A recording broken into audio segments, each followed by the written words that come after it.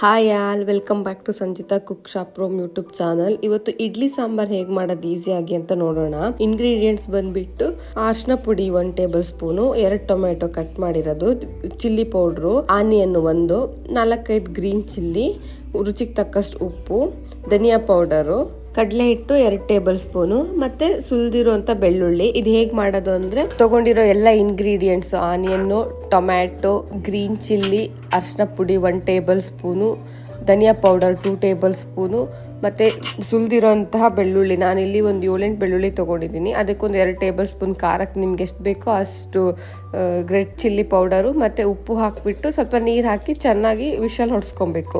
ಒಂದು 2-3 ವಿಷಲ್ ಹೊಡ್ಸ್ಕೊಂಡ್ರೆ ಸಾಕು. ನೆಕ್ಸ್ಟ್ ಅದನ್ನ ನೀರನ್ನ ಬೇರೆ ಮಾಡಿಬಿಟ್ಟು ಬರೀ ಅದನ್ನ ಆರಾಕ್ಬಿಟ್ಟು ಅದು ಸ್ವಲ್ಪ ಆರದ ಮೇಲೆ ಮಿಕ್ಸಿ ಮಾಡಬೇಕು. ಚೆನ್ನಾಗಿ ಒಂದು ನೈಸ್ ಪೇಸ್ಟ್ ರೀತಿ ಅದನ್ನು ಫುಲ್ ಮಿಕ್ಸಿ ಮಾಡಬೇಕು. ನಾನಿಲ್ಲೊಂದು ಸ್ವಲ್ಪ ಆರದ ಮೇಲೆ ಪೇಸ್ಟ್ ಮಾಡಿದ್ದೀನಿ. ಈ ರೀತಿಯಾಗಿ ನೈಸಾಗಿ ಪೇಸ್ಟ್ ಆಗಿದೆ ನೋಡಿ. ಇವಾಗ ಒಂದು ಪಾತ್ರೆಗೆ 2 ಟೇಬಲ್ ಸ್ಪೂನ್ ಅಷ್ಟು ಆಯಿಲ್ ಹಾಕಿಬಿಟ್ಟು ಒಗ್ಗರಣೆಗೆ ಸಾಸಿವೆ, ಒಣಮೆಣಸು 1 ಮತ್ತೆ ಒಂದು ಸ್ವಲ್ಪ ಕರಿಬೇವಿನ ಸೊಪ್ಪು ಹಾಕಿಬಿಟ್ಟು ಒಗ್ಗರಣೆ ರೆಡಿ ಆದಮೇಲೆ ಅದಕ್ಕೆ ಮಿಕ್ಸ್ ಮಾಡ್ಕೊಂಡಿದ್ದೀವಲ್ಲ, ನಾವು ಪೇಸ್ಟ್ ಥರ ಮಾಡ್ಕೊಂಡಿದ್ದೀವಲ್ಲ, ಆ ಪೇಸ್ಟ್ನ ಹಾಕ್ತಾ ಇದ್ದೀನಿ.